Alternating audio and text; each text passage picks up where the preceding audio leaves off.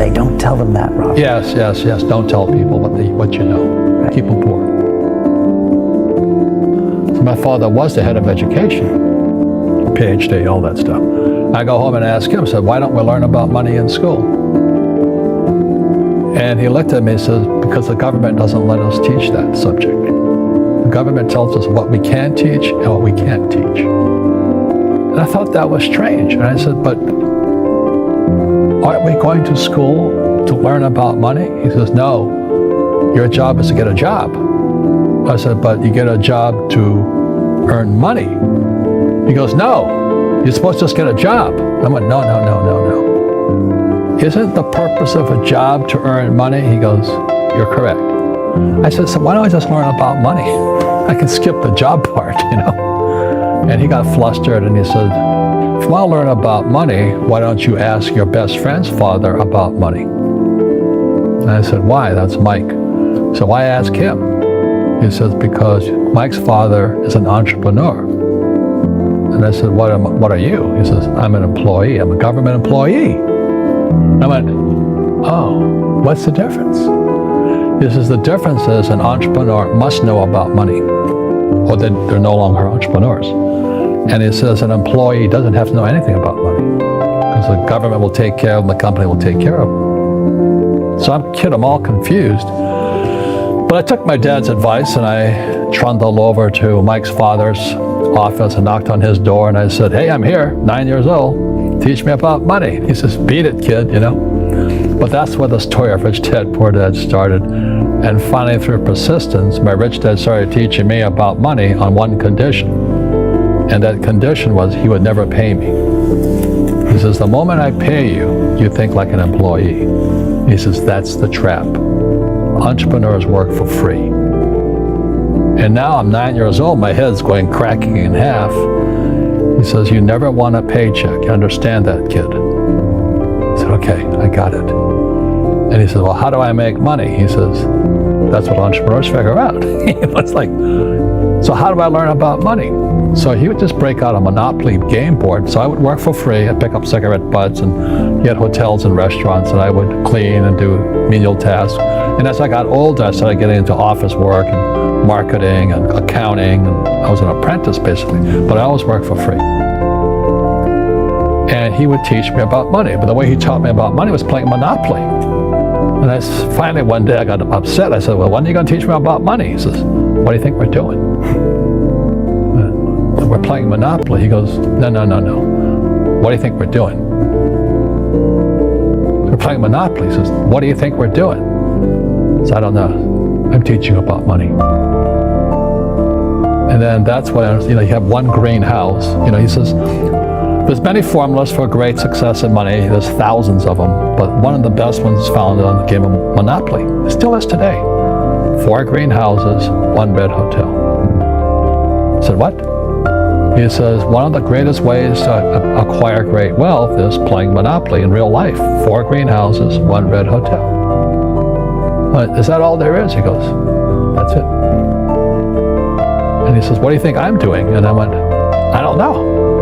So then he took me out and he showed me his greenhouses. And 10 years later, when I was 19, I was now in school in New York, and I come back to Hawaii, and Rich Dad had bought the biggest piece of land smack dab in the middle of Waikiki Beach. And when you go to Waikiki Beach today, you'll see the Hyatt Regency Hotel. That was his hotel. Just like the game of Monopoly. Just like the game of Monopoly. Acquired assets and they became bigger assets. He just kept what's called an assemblage, because that property wasn't that big at the time, so he had to buy out all the small guys. Because Waikiki was a little dirt water, little town. So he'd buy out this shop owner, buy that shop owner. And it took him a while, but he finally assembled this large piece of property. And then he and Hyatt put up this giant hotel. It just sold for $800 million. So that's how I learned about money.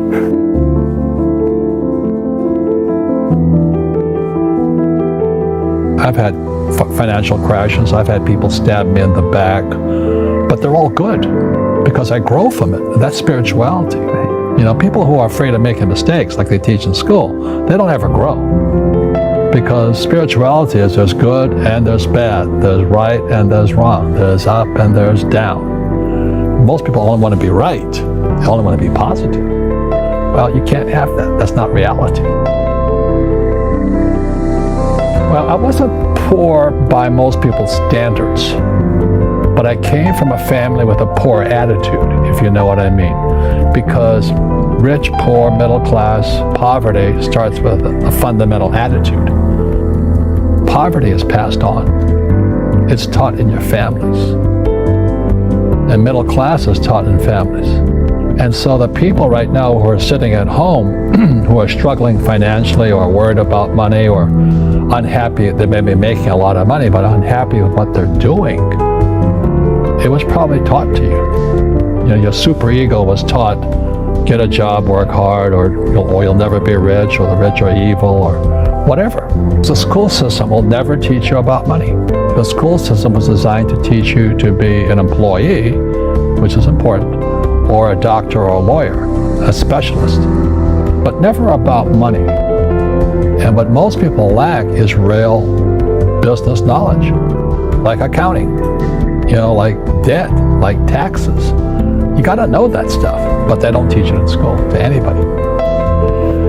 So, and then when people ask me, how did your rich dad learn this when your poor dad, a PhD, didn't? And the answer is very simply, my rich dad was my best friend's father. His father died when he was 13. So his rich dad had this family business at 13 to run. So he had to drop out of school, which was his blessing. There's blessings, and sometimes the blessing doesn't look like a blessing, but it turned out to be a blessing. And then his teachers became his bookkeeper, his accountant, his attorney, his banker, his real estate agents. So he has what I call real teachers, not these fake teachers in school.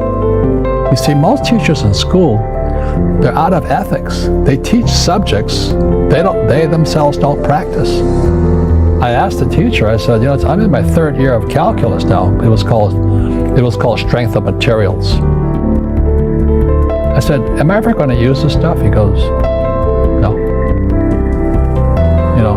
I said, why do you teach it? He says, because I get paid. I said, do you ever use it? He goes, no. And that's why, you have to, in life, one of the things I suggest to people, you got to find a real teacher versus a fake teacher. And a fake teacher is somebody who doesn't do what they teach. And a real teacher is doing what they teach every day. So my accountants, my attorneys, they're in it every single day. And that's how I learn, because every day I'm solving problems in my business. So I have accountants and attorneys and bankers and all these people on speed dial because I'm solving problems with my team. I see you giving this knowledge out, and do the rich people cringe and say, don't tell them that, Robert? Yes. Don't tell people what you know. Right. Keep them poor. But, unfortunately, the poor, as was in the Bible, I'm not real religious, the poor will always be amongst us because it starts up here. Right, it's that fear mentality. It's in their words, and the words become flesh. Again, I'm not really religious. I flunked out of Sunday school also. But when they say I can't afford it or I can't do that, they go down. They become what they say. My PhD daddy says, what do you think I am, made of money? I can't afford that. And my rich dad would say, that's why he's poor. Poor people say, I can't afford it, I can't do that, I don't have time. Because this is an escape. It's an escape, you know what I mean? It's easy to say, I can't afford it. And your rich dad used to say what instead of, I can't afford it? How can I afford it? How can I do that? What would it take, or why should I do that? He says that a question opens the mind, a statement closes the mind. See, when you say, I can't afford it, your mind shuts down, and you become what you say. Rugby is a team sport, but so is soccer. The rules are different. And other people are golfers. They play by themselves. And so everybody's different. So my game financially is business, number one. Second is real estate. So what I say to young people is, you find your game.